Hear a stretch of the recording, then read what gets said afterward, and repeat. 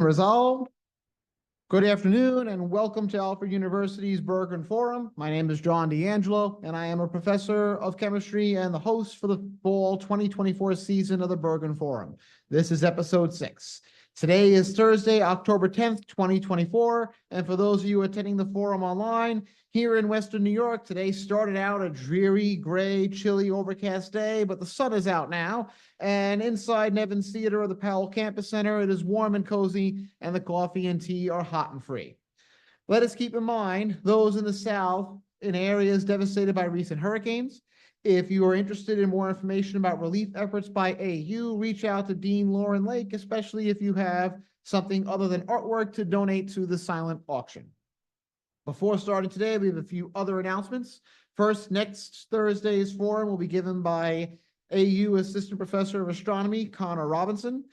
Connor's talk will be about viewing star and planet formation. There are some other events this week to announce, namely Monday and Tuesday of this coming week are fall break. Anyone attempting to go to class on either day will be quite lonely. On the resumption of classes, B block classes will begin, just in case anyone taking a B block class need a reminder that this will be added to your schedule. Every Tuesday, there is a free open yoga at 5 p.m. in the multi-purpose room of the Joyce Walton Center. Thursday, October 10th, there will be safe zone training. Contact Angie Taylor for more details. That is today. With break upon us, there are fewer announcements than usual. So without further ado, today's forum will be given by Tichy, and the title of the talk is Care, Connection, and Community, Building a Better World Through Positive Psychology. The floor is yours. All right. Hello, everybody.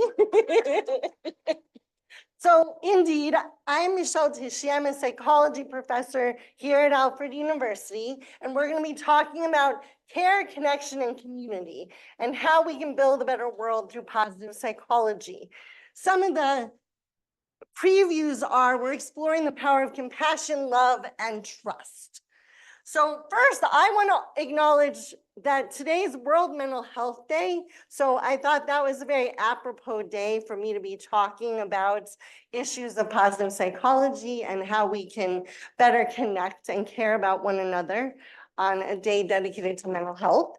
And as someone who has family in Florida, I'm also grateful for an acknowledgement of what just happened in the southeastern United States with the hurricanes. All right. Now, for another pause and a request for participation. Please raise your hand if you are impacted by COVID-19 in any way, shape, or form. I think this should be unanimous. All of us were impacted by the COVID-19 pandemic. In fact, it was a global pandemic. So why do I bring that up at the beginning of my conversation about care and connection? Well, it seems that being isolated during COVID-19 had some impacts on us.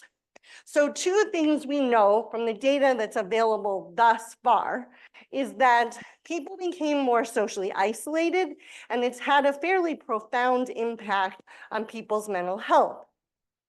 This has affected everybody from the preschoolers during the beginning of the pandemic to the elderly during the pandemic. And guess what? In 2024, we still haven't bounced back. In fact, it's probably unlikely that we're going to go back to anything that was existing as normal before it. So we need to think about how to move forward with creativity, with connection, with care for one another. We also have found that there's a deep craving among people for deeper, more authentic connections and really rebuilding our communities. Because prior to the pandemic, we had become a fairly isolated society anyway. We spent a lot of time staring at social media, sending emails, doing things that were very one-dimensional and disconnected from the community. And then we had this horrible once-in-a-lifetime event of the pandemic, and we became more disconnected. And people thought, oh, I'm getting connected to the whole world using all of this technology. But our mental health was getting worse and worse and worse. And our kids and our teenagers and our young adults were suffering even more than the rest of us. And so my call to action from my whole presentation is, how do we find that core essence of connecting with each other, really authentically caring about each other again? I think we all want that, but we often get caught up in the day-to-day. What are we doing? How are we going to get to the next goal, the next expectation? So some of this takes pause. So I'm going to talk a little bit about the background theoretical stuff about positive psychology, and then I'm going to talk a little bit more about the pragmatics of how we make this work in the world we live in. So what is positive psychology? Many of you probably know what psychology is basically, right? It's the study of human beings and their behavior and how they relate to each other and work together. But positive psychology is a relatively new subfield in psychology. It's something that really leans into the more positive aspects of human existence. In fact, it's a study of flourishing and our optimal functioning. So instead of going out and saying, wow, we have a lot of people suffering from mental health issues, instead, positive psychologists try to lean into, what does it mean to move through the things we're struggling with? What does it mean to play to our strengths, to expand our horizons, to have a belief in a good, hopeful future? So that's a key part of positive psychology. The second thing is strength-based metrics. So we're looking at well-being, contentment, resilience, mindfulness, and happiness. These are all essential parts of looking at the more optimistic aspects of the human journey. And there are things that often get lost in all the conversations about mental health crises and our disconnection because of social media. But if we come back to them, we may find all the answers we need to our current crisis in our society. And positive psychology aims to understand and foster optimal human functioning using evidence-based research on factors that do allow both individuals and communities to thrive. So when we find a problem in positive psychology, we're looking for what will work to help us all thrive again. And I think right now in our world and in our society in particular, we need this. We need this more than ever. All right. Just because I don't want to be quoting people without giving them some credit, 4 people, I said 3, but I actually snuck in a 4th. There are 4 key figures in positive psychology I want to touch on.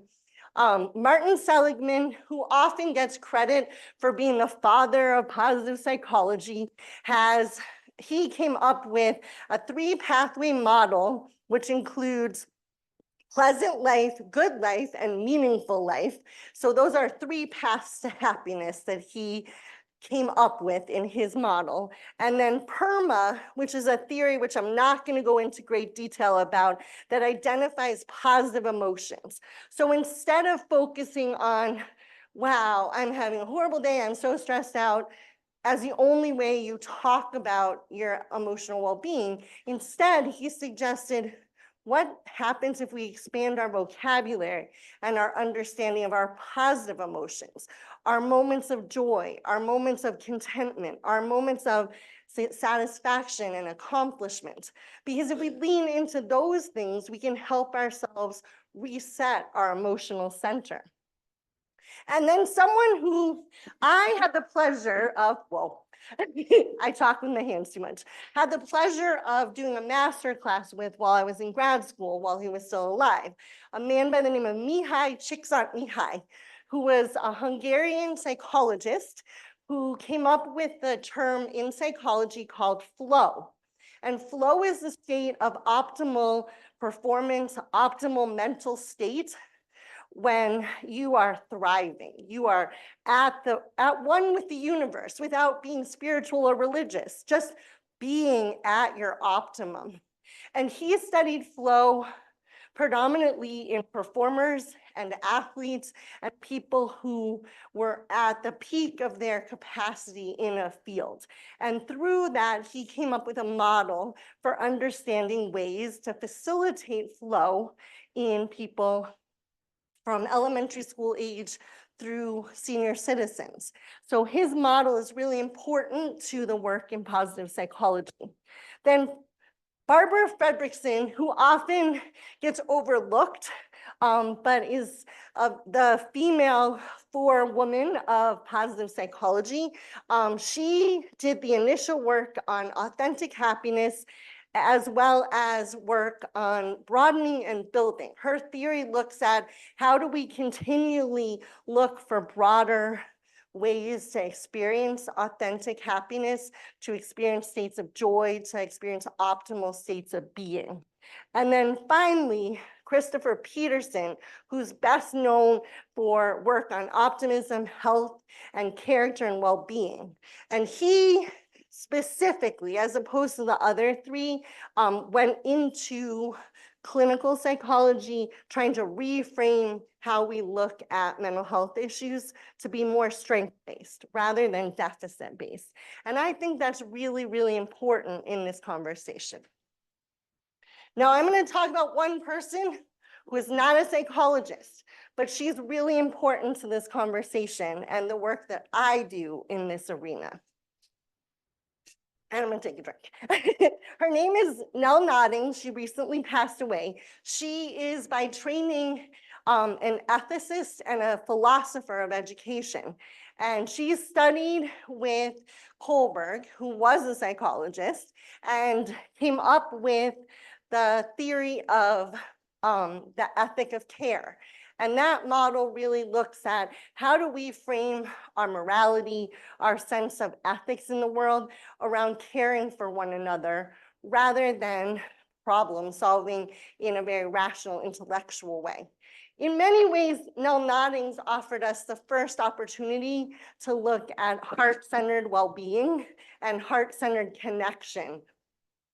And she did a great deal of work in the Oakland public schools in California up until the end of her life, which was only a few years ago. She was going in and retraining teachers to focus on caring for their students, for finding connections with at least one student in their classroom every day, every week, every year, in a way to flip the paradigm so that it wasn't all about test scores. It wasn't all about whether or not they showed up on time, but it was really about, can I find authentic connection with this other person? And that humanization of education was very successful. We have over 50 years of data from Nell Nodding's work that suggests that care and connection and creating caring communities in schools helps us do a better job educating. Better than any test prep, better than any curriculum.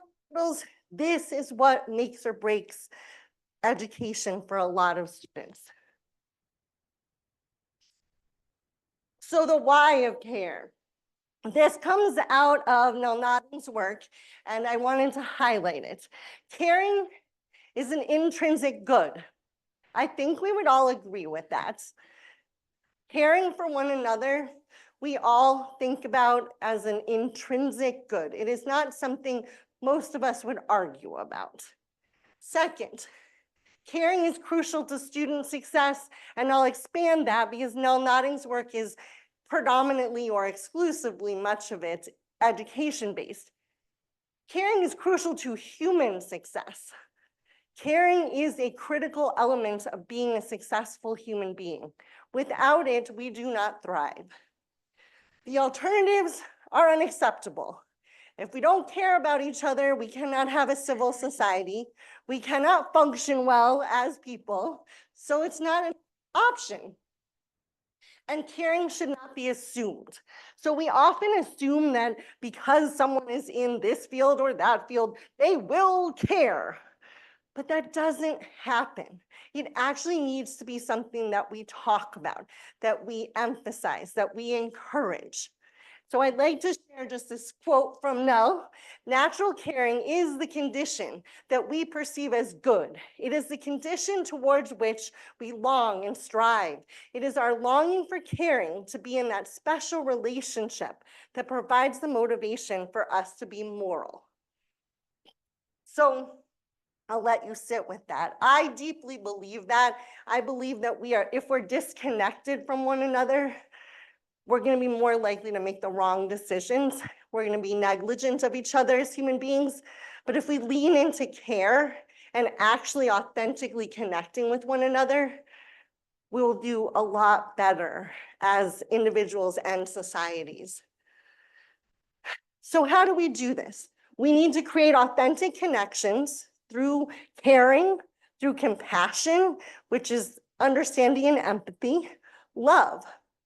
I'm going to bring up love in higher education. We don't think about going around and telling each other we love each other in workplaces very often, but there's some interesting work being done, including some work that I'm collaborating on right now, looking at what does it mean if we start using words like love in education. More the universal love, the love that you find in an open heart meditation, a universal connection to each other. That universal love for other human beings is something that can deeply center us in caring, in connection, in willingness to take risks for other people. And finally, trust. I said we were going to talk about compassion, love, and trust. So building trust in any context is essential for creating a community that thrives together. And so we have to build safe and reliable structures within our communities. We have to find ways to see each other enough to find ways to be trusting in our interactions with each other. So current efforts that are going on, well, I plugged a couple of things I'm working on, but I also wanted to highlight some national work, educational programs and workshops. I'm working on a project called Success for Life. And in psychology, we have a partnership with Ardent Solutions in Wellsville, trying to reach out beyond the classroom to help our students and each other as a broader community reconnect with each other, reach beyond the metaphoric ivory tower to actually rebuild this post-COVID world where we're actually seeing each other, communicating with each other, connecting with one another. And then some case studies of successful models of care and connection that I wanted to highlight are things like the Posse program nationally, which have been very successful over the last 20 or 30 years, building communities of students who are not typically found at traditionally white institutions and giving them a built-in community or posse within those institutions in order to help them be more educationally successful.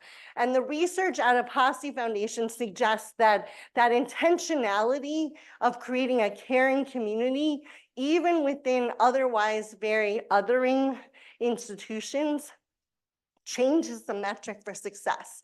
It offers a window into what is possible if students actually feel like they are seen and heard and understood, and they have peers that they actually authentically connect with around identity and around socioeconomic backgrounds. And then there's many examples of community engaged learning communities. I'm sure you've all heard of both professional learning communities and learning communities more broadly in education. Those became very popular in the 90s and the early 2000s, but we often don't think about the core essence of why they were designed to begin with. Many times now they're like, you need to work with these people to accomplish this goal. But at the core of creating learning communities is to create a space where people can actually connect with other individuals around a common goal, but also form those deeper caring relationships and really honor each other as people who are trying to accomplish something in the world. So I wanted to highlight some of those types of programs. So basic psychology suggestions for how we continually foster strategies for like building connection and community, encouraging open communication in all environments. So not siloing ourselves, not creating othering situations, but really having open dialogues, especially when there are challenging situations. Implementing supportive structures in all schools and organizations. So not, oh, I'm gonna label you and then I'm gonna hook you up with someone who can support you, but really building supportive structures into institutions. And we find that in schools, K-12 institutions that have done this over the last 30 years, they see all of the measures of success, whether it's academic test scores or sense of connection to the school itself or sense of capacity to be hopeful about your own future, with supportive infrastructure within our organizations and schools, we shift the conversations much more deeply to helping each person within it thrive. And then this is very important, and I think AU does a pretty good job at this, fostering inclusivity and diversity. But we can always strive for more of that within our institutions and really creating pathways for anyone, regardless of who they are or where they came from, to feel welcome, to feel part of our community, to feel like they are part of the team in a broader sense. So what are the roles of educators and leaders to empower change? So how educators can model care and connection. So how can educators and leaders model care and connection? One thing, going back to Nell Nodding's basic premise, we have to see each other. We have to see a student in front of us as more than just someone we have to check off our attendance sheet, but see them as an actual full human being who has wants and needs and hopes and dreams. And as a leader, we need to do the same with the people that are our subordinates or who are our team members.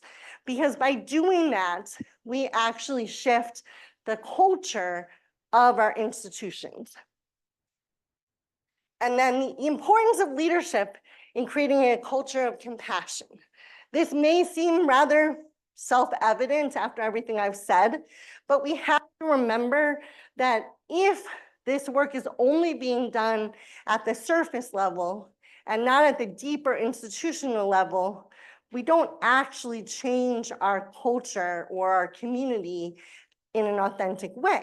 So we need everyone who chooses to be in a leadership role in any institution, in any organization, to really center care and connection, compassion, love, understanding, seeing each other as a core element of what it means to be a leader, to be a facilitator, because that's the only way to create authentic change. And I think all of us would like to be in a world where we're more connected, where we actually see each other and care about each other in a more authentic way. So my call to action to all. So encouragement to practice care and connection in your daily life. So one way that you can all do this, not just at Alfred University, but in your life in general, go out of your way to find somebody to connect with who you've never talked to before. Find someone in your environment who seems like they're having a bad day, who maybe you don't already know, isn't your colleague or your peer, but just someone who needs a moment of human connection. The act of doing that will boost your internal sense of contentment and compassion, and it will probably help them a whole lot. So finding those moments to connect every day. This is a simple tool. Share a smile and say hello. I think we're pretty good at that here at Alfred, but expand that beyond AU. Expand that beyond who you usually smile and say hello to. This is a simple, mindful act that actually makes a huge difference, because people don't feel very welcomed when other people are staring at their phones, rushing off in this direction, and don't acknowledge that there's someone in front of you who just needs a happy face or just a simple hello. And then finally, take a moment to really listen to the people that you're interacting with. I know that's hard. We all feel busy. We all feel overwhelmed at times. But if you're going to have a conversation, take the time to actually listen to the other person. In an open, active way, just listen. Listening is a beautiful skill, and it's one that can shift other people's sense of belonging dramatically without a whole lot of effort from us. It really can shift the whole conversation. My conclusion, the transformative power of care, connection, and community. So truly and honestly, I believe that the more we lean into these positive psychology models around care and connection, the more we can create vibrant, thriving communities here at Alfred University, in our local public schools, in our towns, in our cities. I actually truly believe that this is a key to shifting the paradigm of our current distress as a culture. And I think that care and connection and looking through the lens of compassion and understanding will help bring us what we're looking for, in my sense, which is positive change in the post-COVID era. Thank you. I was trying to be strict with my time, right? We have 15 minutes for questions. Is that all right?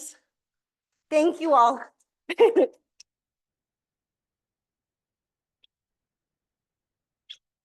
For any questions, I'll ask that you wait till you get the microphone for the sake of people on Zoom.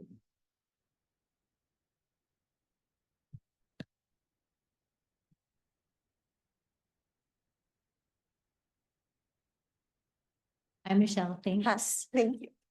How can we as educators encourage students to do this more with each other? Because I've seen a lot of students in class who walk into class and immediately look at their phone and they literally have no idea who their classmates are.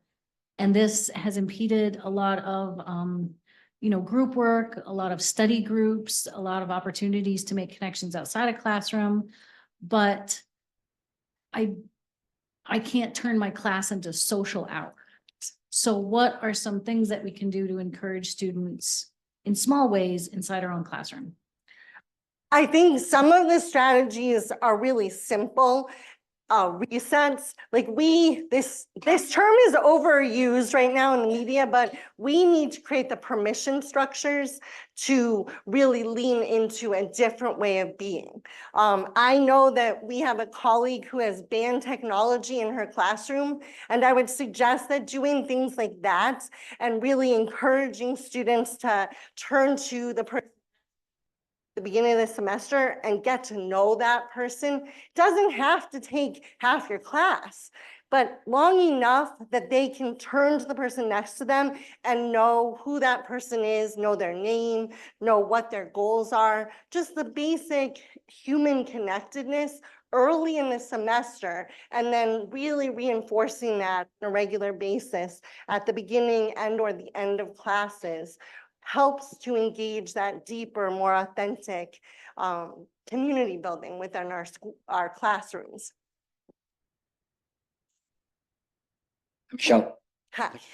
I want to ask a question that it kind of takes off from Danny's, and that is that one of the things it seems to me that we are fighting against is the influence of technology. So, for example, the Bergren Forum used to have former people here. Faculty meetings used to have former people here because now people can supposedly attend, quote unquote, on Zoom.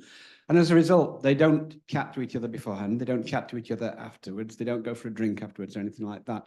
And this is not just true of Alfred University. It's true of many workplaces and this kind of thing. But the thing is that you can't put the genie back in the bottle. And so, to what extent do you think you are in fact fighting a sort of difficult rearguard and probably losing fight against the influence of technology, which does not actually necessarily bring us together in the way that you want, although it can bring people together in other ways? I love this question, and I wish we had a perfect answer to this at this point. The reality is that technology is an amazing tool and it helps us connect in some ways, but we actually need to go beyond that. We have to find ways, even if it's not the Bergren Forum or every faculty meeting, we've got to find ways to reach beyond the technological barrier. And in our day-to-day, we've got to start building those soft relationships again. And I think we all had the prime immersion experience with the lockdown period of COVID. And so we all, in the midst of trauma and a lot of upheaval in our world, adapted. And maybe we adapted a little too well. We think that's the only way to be. And part of that is what is isolating us from each other. And so without getting into the practicalities of our institution more broadly, what we're finding is encouraging informal face-to-face meetings more frequently, especially when you're building relationships with people, is an essential part of overcoming the problems that technology presents to us. I mean, we've had all of these wild dreams of using technology and finding ways to be more connected authentically globally. But I don't think any of us have really found that satisfying. And I think that we have to encourage ourselves, our children, our students, our community as a whole to lean into those simple 5-10 minute interactions in person to help them remember why looking through a Zoom screen is not the best way to actually form friends or colleagues or create community. Now that's a very psychological and philosophical answer. It doesn't actually answer the pragmatic problem. But I think every day in every way that we bridge these gaps with individual other human beings, we have the capacity to shift the paradigm. I think just like with sustainability in terms of our environmental crisis, I think we have the capacity to make small efforts together that will help shift us into a more sustainable future. There has to be a balancing point between this amazing technology that connects us globally, but doesn't actually allow for that authentic connection with the people around you. I wish I had all the answers to that though. Yes. Hello. So you talk a lot about educators playing this role in fostering a connection between other people. Do you think it's important and also possible for educators to play a role in kind of encouraging a self-compassion within students? Absolutely. I love this question because another part of positive psychology is the whole field of self-care, self-compassion, mindfulness, and doing internal work to be more centered in yourself, loving yourself, appreciating yourself, etc. And ways that educators and organizational leaders can help with that is creating opportunities for proactive, strength-based reflection on your life, on who you are. What are you good at? Even if you're failing my class, what is one good thing that you can do to contribute to this project or to this topic we're talking about? Maybe you have an insight that nobody else had. And so I think educators and leaders can shine a light on the areas where students are doing a good job, even if they are very hard on themselves. I have a lot more answers to this question, but yes, definitely. And I would love to talk more about it at another time. I've got a question that's gonna sound like devil's advocate, but it's as Okay. much serious as it is devil's advocate. Are there any drawbacks? And part of why I ask that is that there is a certainly non-zero number of people, students included, who view everything, including something like college, as transactional in nature, and this is not what they want. Well, so do we run the risk of maybe drawing in as many people as we potentially might alienate? Not that I think that any of this is a bad thing, I think it's all a great thing, but what about that kind of issue too? So this is a very similar question to the technology problem. People who are engaging in education as a transactional relationship often are doing it because they think that's the only way they're going to get to their goal. And they're going to be a harder sell. They're probably the same people who are only going to show up on Zoom, and they're probably going to only do the minimum that's being asked of them to get the grade. And so by pausing and encouraging something that's more authentic, that's more human, we may actually slowly help shift their mindset, because there are very few fields in the 21st century where you can truly be 100% transactional. So much of our world has shifted to supporting other people, serving other people, educating other people, saving other people. We don't have a whole lot of truly transactional jobs. Maybe computer programming, but I would argue that even computer programmers and very technical engineers need to have skills that connect them to other people, because otherwise, what are you programming for?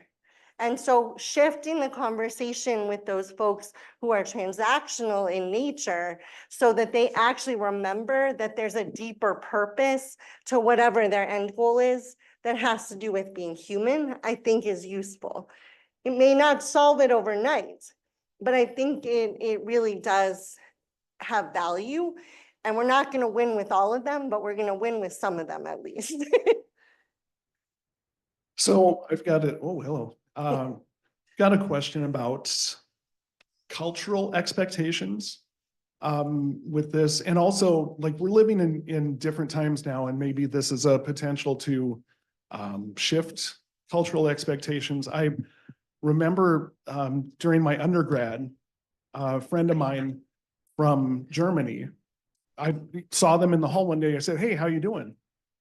And she kind of sighed and she said, "Why do Americans ask that if they don't really care?" And I don't know if I meant she's from Germany. And I said, "Well, what do you mean?" She said, "Well, I was having a rough day, and this person said, 'Hey, how are you doing?' Now, somebody that was born and raised in America, 'Hey, how are you doing?' 'I'm great. How are you?' 'Oh, I'm great. Good to hear.' And that's it. But now, do we have the potential now to shift cultural expectations, where instead of things being transactional and, 'Hey, how are you doing?' 'I'm fine. How are you?' 'Hey, how are you doing?' 'Wow, gosh, I'm feeling this way or that way today.'" I guess that's my question. Do we have the potential to shift cultural expectations here? Absolutely. I mean, and this is something that I sometimes ask my psychology students to play around with. So at least once in the next week, ask someone how they're doing and really mean it. Because if the asker says, "Wait, no, I'm really wanting to know how your evening was last night, or how yesterday went, because I knew you had a test," leaning into the conversation beyond the transactional, passing by, "How are you?" and being willing to be vulnerable yourself, or even remember something about the person you're talking to enough to engage them at that deeper level, will shift the transaction into an authentic conversation. Similarly, be brave enough once this week to actually answer honestly. Now, probably you want to do that with someone you already have a relationship with, someone else you already trust. So you're probably not going to answer with someone you barely know, "Oh, how are you doing today?" and then go into all of what's really going on. but you do have the ability to form those deeper, authentic relationships and start with the people you already trust and then build from there. And eventually we do shift the culture. We do shift the paradigm. We're not there yet, but we can get there. Michelle, so you can, and we've kind of already touched on this with the cultural question and kind of like the rearguard action against kind of where society's going with technology. Could it be argued that even if those things are the case, the culture is going to stay the same, we're going to lose the fight against technology. We're all going to be living in the Terminator movies in a couple of years. I don't know. Point being is though, isn't kind of what you're proposing more of a grassroots, personal, individual experience that will benefit you just as much as will benefit those around you. So we should adopt it, not because it's going to change anything, but it helps us personally. Is that, would you agree with that? Okay, I just wanted to make sure I was reading that right. I love to see dreams with all of this, but at the most basic level, this helps us all. Okay, thanks. It does, absolutely. Thanks for the clarification. Anything else? Oh, I got one over here. Probably time for this last one. When you talk about optimal functioning for people, is that based on like individual optimal functioning, or is that kind of generalized? And if so, is it geared more towards neurotypical optimal functioning, or does that include everyone? Ready? Okay. Optimal functioning has to do with who you are capable of being. So it doesn't matter what your neurodiversity is, what your background, what your ACEs score is, whoever you are at this moment, you have the capacity to reach a place of your own personal optimum flourishing. And the idea of helping everyone thrive is one of my broader goals as a positive psychologist. Like, how do we shift the paradigm, the conversation, the culture enough to allow space for everyone's gifts and talents to shine, to allow everyone to find their optimal thriving, their flourishing capacity. It's not how our society is set up right now, but I sure would like to see us get there. So, thank you for the question. Thank you all. See everybody next